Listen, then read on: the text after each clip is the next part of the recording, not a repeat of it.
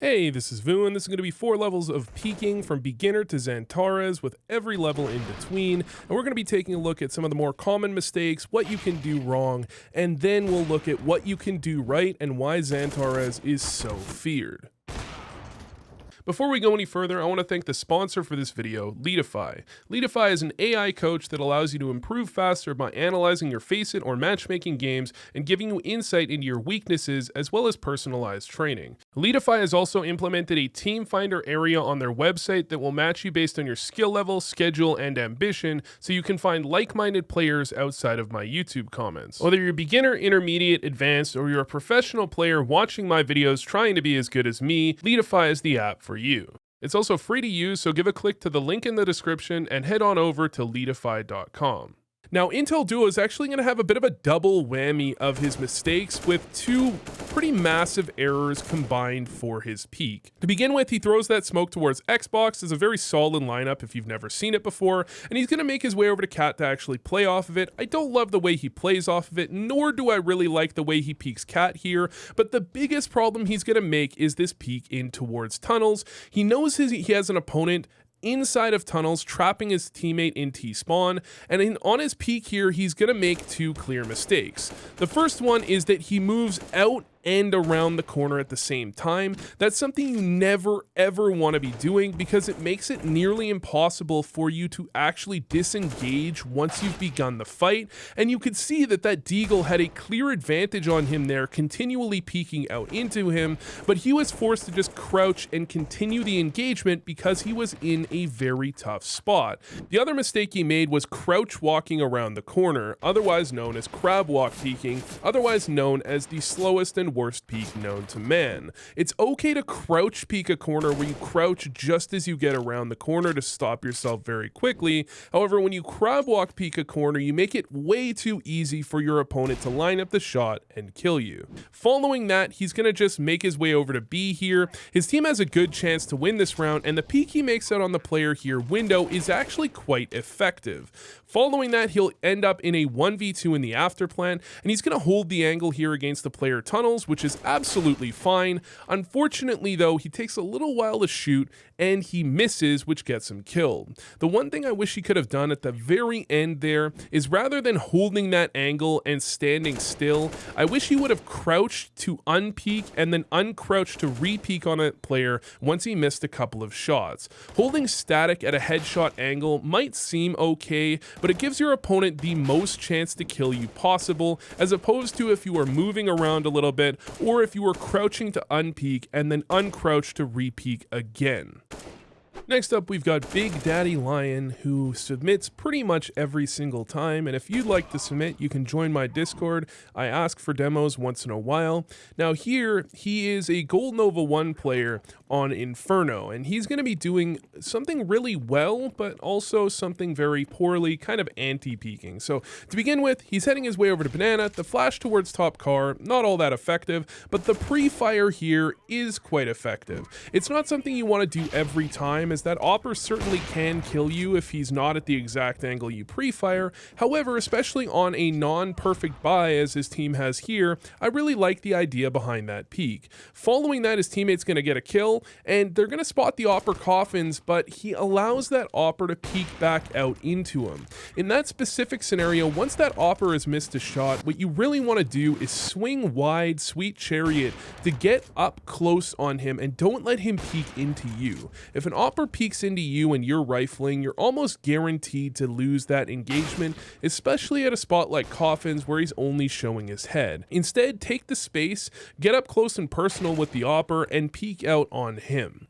Next up, we've got No Lank Lutz, who is Gold Nova 2 here on Vertigo, and he's going to show something that's very important to understand. It's not all about how you peek out on someone, it also matters when you're trying to peek out on them and what they're doing when you do so. So what he'll do is they're going to take the B bomb site of Vertigo here pretty easily. He's got a little bit of utility to take it, but it's in the after plant where the important stuff happens. Now, he's going to initially hold the rotate of the A bomb site towards CT to catch them off guard. And this is a good long range angle to try and hold rotates from. He's going to get the kill, and then you'll notice he unpeaks and waits. He doesn't simply hold that angle, and he doesn't re-peak right away. Then he catches his opponents in transition as they're moving through CT, and they have to be moving forward to push through CT. Catching your opponents when they're holding W is a very good way to get some free kills. Following that, he's going to move into a different location,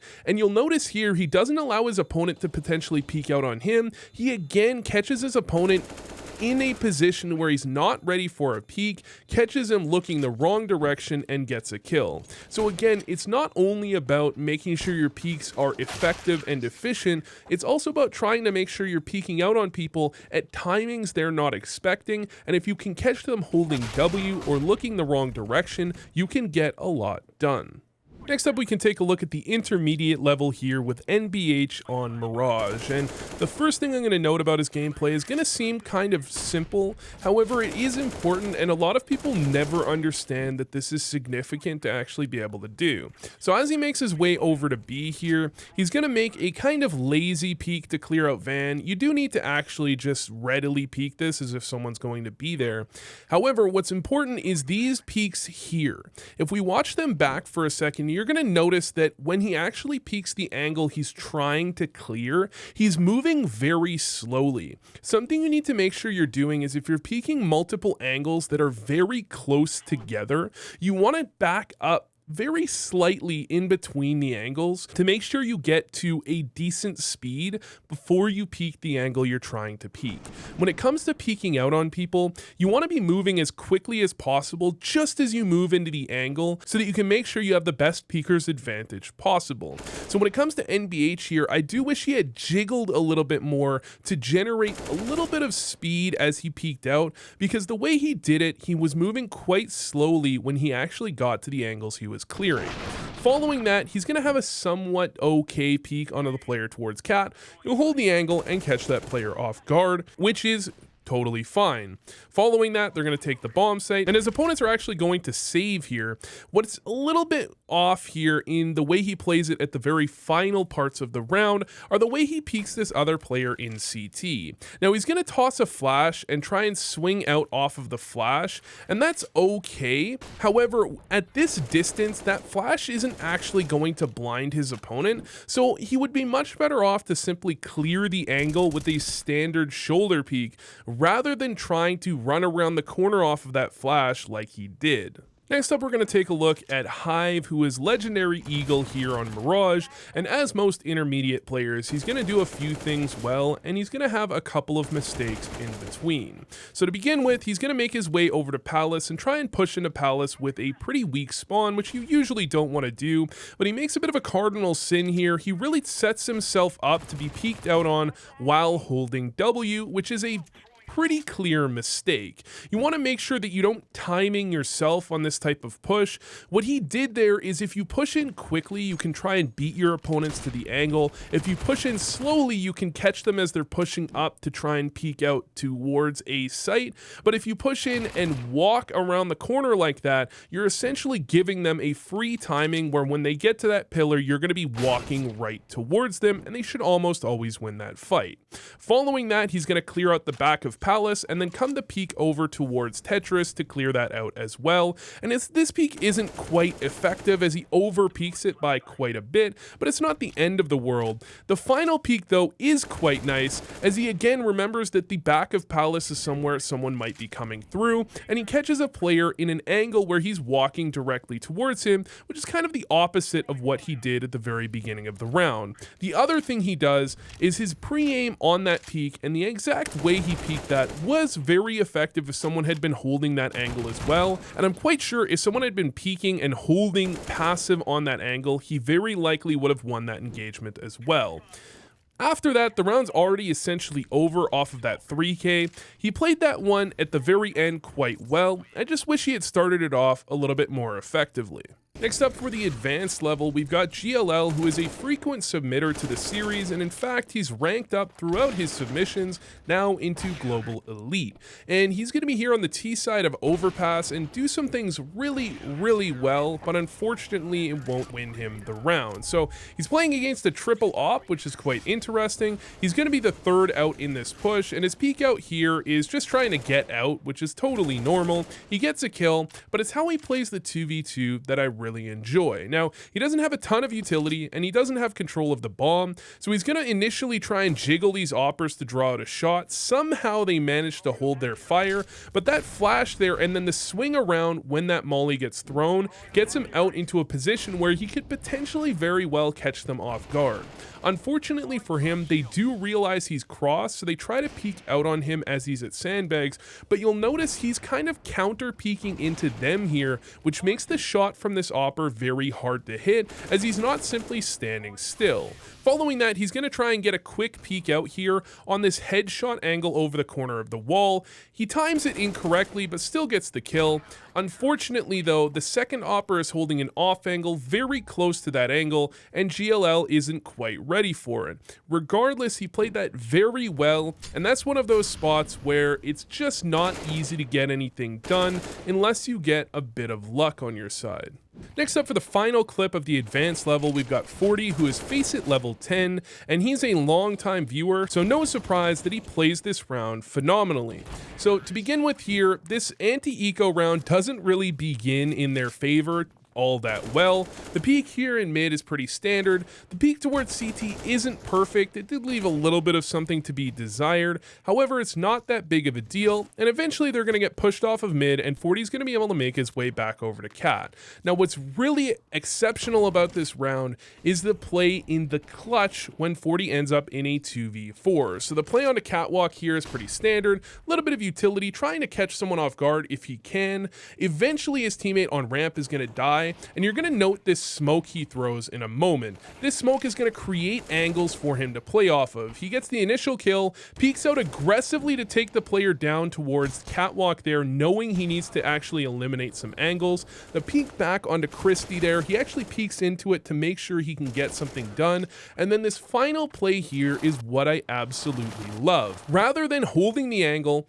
or going wider, he's actually going to peek back using the smoke as a wall and then peek again into the player peeking into him. And the thing that you need to understand is the player peeking into him here is going to clear out the angle 40 is at and then continue swinging, and so 40 knows that that player just cleared out his angle, and rather than allow that player to swing all the way out on him and hit the one easy shot as he's only got 9 health, he backs up and then immediately peeks back out on that player, catching them off guard and getting himself the kill. Using that smoke to create angles that he can peek into and catch his opponents off guard was absolutely fantastic, and you love to see it.